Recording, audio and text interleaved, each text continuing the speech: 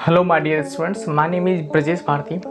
सो dear student, आज की इस वीडियो में बायोलॉजी से रिलेटेड 20 मोस्ट इंपॉर्टेंट क्वेश्चन जो कि सभी तरह के प्रतियोगी परीक्षाओं जैसे कि railway group D, NTPC, SSC, IBPS, clerk, IBPS, PO, RBI जैसे भारत के टॉप एग्जाम को आप लोग आसानी से क्रैक कर सकते हैं। तो दोस्तों, देर किस बात की, जल्दी से जाओ अपनी मम्मी और पापा के पैर को छूकर इस चैनल को सब्सक्राइब कर लो ताकि आप हमारी क्लास समय पर अटेंड कर सकें। तो दोस्तों, इसमें पहला क्वेश्चन है कि शरीर की सबसे बड़ी ग्रंथि यानी ग्लैंड कौन है? लार ग्रंथि, थायराइड, यकृत, आमाशय। तो दोस्तों, इसका राइट आंसर हो जाएगा यकृत यानी लीवर। तो लीवर के बारे में कुछ विस्तार से जान लेते हैं। तो हमारे शरीर में यकृत, जिसे जिगर या कलेजा भी कहा जाता है, हमारे शरीर में यकृत यानी लीवर, जिसे जिगर या कलेजा भी कहा जाता है, हमारे बॉडी का अति महत्वपूर्ण अंग होता है, यानी मोस्ट इम्पोर्टेंट पार्ट है, जो कि केवल कशेरुकी प्राणियों में पाया जाता है। दोस्तों, यकृत यानी लीवर हमारे शरीर के 3 महत्वपूर्ण कार्यों को करता है। पहला, भंडारण। दोस्तों, यकृत मानव शरीर में ऊर्जा यानी एनर्जी का भंडारण स्टोरेज करती है। हमारे शरीर में, मानव शरीर में एनर्जी का स्टोरेज करती है। दूसरा, सफाई। यकृत हमारे शरीर की अंदरूनी साफ सफाई का ध्यान रखती है। दोस्तों, साबुन लगा के तो बाहरी स्किन को आप साफ कर लेते हैं, लेकिन अंदर का जो साफ सफाई का काम होता है इन भाई साहब का होता है यकृत यानी लीवर का। तीसरा है संश्लेषण। यकृत हमारे शरीर में प्रोटीन का संश्लेषण करती है। यकृत हमारे शरीर में प्रोटीन का संश्लेषण करती है। दोस्तों, यकृत का वजन 1500 से 2000 ग्राम तक का होता है। दोस्तों, एक स्वस्थ मनुष्य के लिए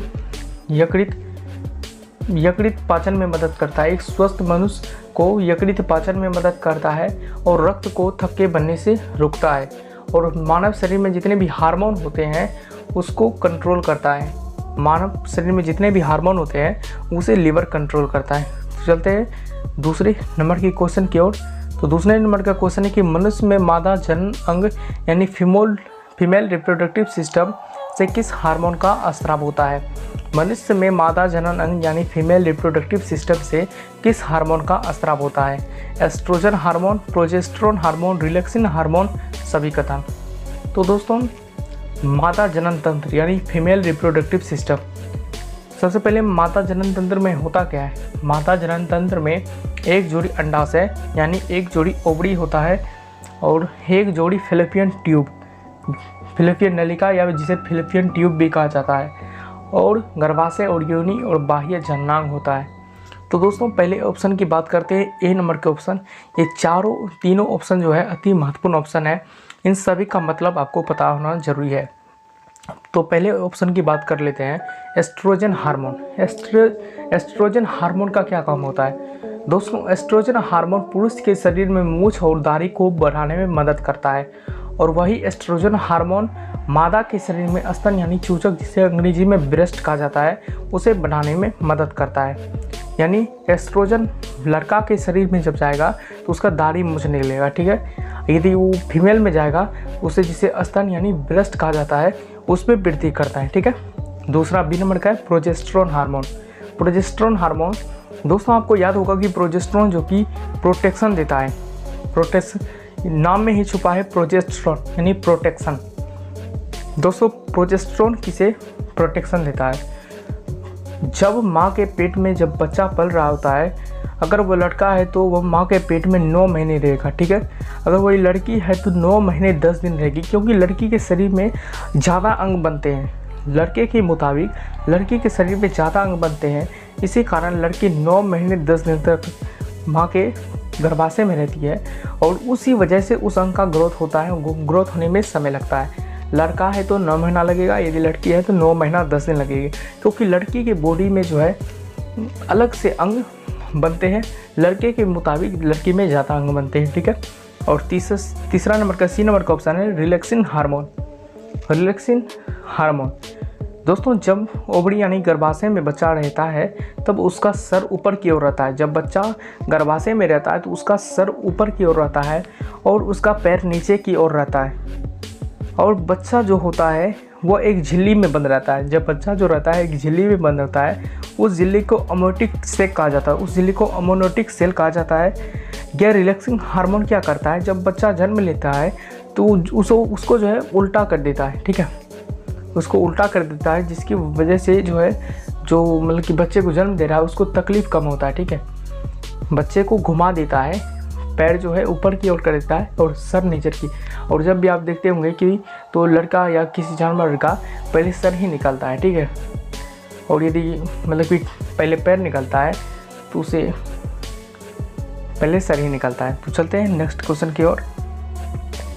3rd नंबर का क्वेश्चन है कि मनुष्य में ऐच्छिक गतियों का नियंत्रण यानी कंट्रोल किसके द्वारा होता है।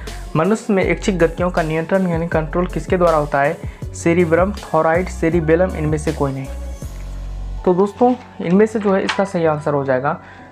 क्या आपने कभी सोचा है कि आपको स्कूल का रास्ता या अपने दोस्त या सहेली का रास्ता, उसके घर का रास्ता कैसे पता होता है। आप जब चाहते हैं कि मुझे खेलना है, मुझे कूदना है, मुझे वहाँ जाना है, आप जब सोचते हैं ये सब करता कौन है, ठीक है। यदि आप खाना खाना चाहते हैं तो आप खाना खा लेते हैं, दौड़ना चाहते हैं तो दौड़ लेते हैं, नाचना चाहते हैं तो नाच लेते हैं। ये सब होता कैसे है और किसकी वजह से होता है। दोस्तों मस्तिष्क का सबसे बड़ा हिस्सा सेरिब्रम होता है। मस्तिष्क का, हमारे ब्रेन का सबसे बड़ा हिस्सा सेरिब्रम होता है। ये आपके मस्तिष्क के सोचने वाला हिस्सा होता है। साथ ही ये ब्रेन मेमोरी को कंट्रोल करता है। साथ ही ये आपकी स्वैच्छिक मांसपेशियों यानी वॉलेटरी मसल्स को नियंत्रित करता है। जब आप चलना चाहते हैं, जब आप नाचना चाहते हैं, जब आप लिखना चाहते हैं, जब या खाना खाना चाहते हैं, यह सभी कंट्रोल सेरिबेलम की वजह से होता है। सेरिब्रम, जिसका ए नंबर का ऑप्शन सही हो जाएगा। ए नंबर का ऑप्शन सही हो जाएगा। 4 नंबर का क्वेश्चन की ओर देखते हैं कि शरीर का तापमान यानी टेम्परेचर कहाँ नियंत्रित होता है। Spinal cord, cerebellum, hypothalamus, pituitary gland. शरीर का तापमान यानी टेम्परेचर कहाँ नियंत्रित होता है। तो इसका राइट आंसर हो जाएगा हाइपोथैलेमस। इसका सही आंसर हो जाएगा हाइपोथैलेमस, इसका राइट आंसर होगा। तो बढ़ते हैं नेक्स्ट क्वेश्चन की ओर। अमीबा में भोजन का अंतर्ग्रहण किसके द्वारा होता है। अमीबा में भोजन का अंतर्ग्रहण किसके द्वारा होता है। कूटपाद, कोशिका, सिलिया, गुद्दा द्वार। तो इसका राइट आंसर हो जाएगा ए नंबर का कूटपाद, इसका राइट आंसर होगा। ये सभी नॉर्मल क्वेश्चन है और ये सभी मोस्ट इंपॉर्टेंट क्वेश्चन है जो कि ह्यूमन बॉडी से रिलेटेड है, ठीक है।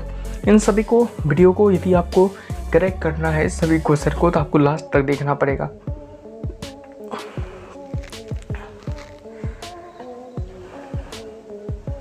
निम्न में से कौन सा एंजाइम लार में पाया जाता है। निम्न में से कौन सा एंजाइम लार में पाया जाता है यानी साइबा में पाया जाता है। Pepsin, trypsin, ptyalin, chymotrypsin. तो दोस्तों टाइलिन इसका राइट आंसर हो जाएगा। सी नंबर का ऑप्शन सही हो जाएगा। इनमें से जो है एंजाइम लार यानी सलाइवा में जो कि मुंह में लार पाया जाता है उसमें टाइलिन पाया जाता है। टाइलिन इसका राइट आंसर होगा। 7 नंबर का क्वेश्चन है वह प्रक्रिया जिसके द्वारा मनुष्य सांस ग्रहण करता है तथा छोड़ता है वो क्या कहलाता है। तो इसको श्वसन हो जाएगा। रिस्पिरेटरी ब्रेथ, प्रवास, निश्वसन। दोस्तों इसका राइट आंसर हो जाएगा रिस्पिरेटरी ब्रेथ। रिस्पिरेटरी ब्रेथ इसका राइट आंसर हो जाएगा। बी नंबर का ऑप्शन सही हो जाएगा। 8 नंबर का क्वेश्चन है कि ऊर्जा उत्पादन के लिए कोशिका प्राय किसका उपयोग करती है। ऊर्जा उत्पादन के लिए कोशिका प्राय किसका उपयोग करती है। अमीनो अम्ल, ग्लूकोज, वसा, सुक्रोज। तो राइट आंसर इसका होगा ग्लूकोज। ऊर्जा उत्पादन के लिए कोशिका यानी सेल प्राय ग्लूकोज का उपयोग करती है। तो 9 नंबर का क्वेश्चन है कि एक स्वच्छ मनुष्य का रक्तचाप होता है। एक स्वच्छ मनुष्य का रक्तचाप यानी हृदय की जो है गति होती है, स्पीड, वह कितना होता है। दोस्तों हृदय आपके घर की मोटर की तरह होता है जो कि ज़मीन से पानी लेके आपके टैंक तक पहुंचाता है और हृदय भी वैसी तरह काम करता है, ठीक है। हृदय आपके शरीर से खून को लेकर अलग अलग जगह पे ब्लड को ट्रांसफ़र करता है। जैसे कि ये जो हृदय है बहुत तेज़ी से फास्ट से जो है हमारी ब्रेन में ब्लड सप्लाई करता है। तो इसका यही मनुष्य का रक्तचाप होता है। एक स्वस्थ मनुष्य का रक्तचाप यानी हृदय की स्पीड होती है 120/80। 120/80 इसका राइट आंसर होगा। 120/80। 10 नंबर का क्वेश्चन है कि मनुष्य के मस्तिष्क की सबसे भारी झिल्ली होती है पिया मीटर, ड्यूरामीटर, एक्टामीटर। तो दोस्तों मनुष्य के मस्तिष्क के हिस्से के सबसे भारी झिल्ली होती है ड्यूरामीटर। सी नंबर का ऑप्शन राइट आंसर होगा ड्यूरामीटर। 11 नंबर का क्वेश्चन है कि मनुष्य में बुद्धि एवं चतुराई का केंद्र होता है।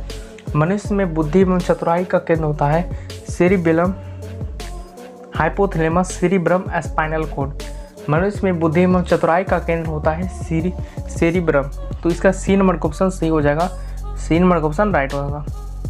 12 नंबर का क्वेश्चन है कि रक्त में ग्लूकोज की मात्रा कौन नियंत्रित करता है। रक्त में ग्लूकोज की मात्रा कौन नियंत्रित करता है? सोमेटोस्टेटिन के कारण, गुलाकन के कारण, कोलेस्टेरोल के कारण, इंसुलिन के कारण। तो दोस्तों इसका सही आंसर होगा रक्त में ग्लूकोज की मात्रा को इंसुलिन नियंत्रित करता है, यानी इंसुलिन के कारण। 30 नंबर का क्वेश्चन है कि ऑक्सीजन क्या है? ऑक्सीजन क्या है? वसा, कार्बोहाइड्रेट, एंजाइम, हार्मोन। तो दोस्तों ऑक्सीजन जो है एक एंजाइम है। ऑक्सीजन एक एंजाइम है। 14 नंबर का क्वेश्चन है कि जैव प्रक्रम के अंतर्गत कौन आता है? तो दोस्तों जैव प्रक्रम के अंतर्गत ये सभी आता है, इसलिए ये सभी राइट आंसर हो जाएगा। ठीक है। 15 नंबर का क्वेश्चन है कि गोबर छत्ता किसके अंतर्गत आता है? गोबर छत्ता किसके अंतर्गत आता है? परजीवी, स्वपोषी, मृतजीवी, प्रसन्न। तो मृतजीवी इसका राइट आंसर हो जाएगा, मृतजीवी। वायुमंडल में कार्बन डाइऑक्साइड की कितनी मात्रा होती है? वायुमंडल में कार्बन डाइऑक्साइड यानी CO2 की कितनी मात्रा होती है? कार्बन डाइऑक्साइड की कितनी मात्रा होती है? तो इसका होती है 0.03%। 0.03% होती है वायुमंडल में कार्बन डाइऑक्साइड की मात्रा। छाया में पनपने वाले पौधे को क्या कहते हैं? छाया में पनपने वाले पौधे को क्या कहते हैं? हेलोफाइटर, थियोफ्रेस्टस, सियोकाइटस, कोई नहीं। दोस्तों छाया में पनपने वाले पौधे को सियोकाइटस कहा जाता है। छाया में पनपने वाले पौधे को सियोकाइटस कहा जाता है। सी नंबर का ऑप्शन राइट हो जाएगा। 18 नंबर का क्वेश्चन है कि मनुष्य में मुख्य श्वसन अंग क्या है? फेफड़ा, नाक, ट्रेकिया, कान। तो फेफड़ा इसका राइट आंसर होगा, क्योंकि मनुष्य में श्वसन अंग का मुख्य स्रोत होता है फेफड़ा। हार्मोन शब्द का नामांकन किसने किया? हार्मोन शब्द का नामांकन किसने किया? अरस्तु ने, सुभाष चंद्र बोस ने, भगत सिंह ने, जालिम खान ने। दोस्तों ये जो है टेस्ट के लिए ये तीनों ऑप्शन गलत हैं, तो इसलिए अरस्तु इसका राइट आंसर होगा। ये कॉमन सेंस वाली बात है। ठीक है। हार्मोन शब्द का नामांकन किसने किया? अरस्तु ने।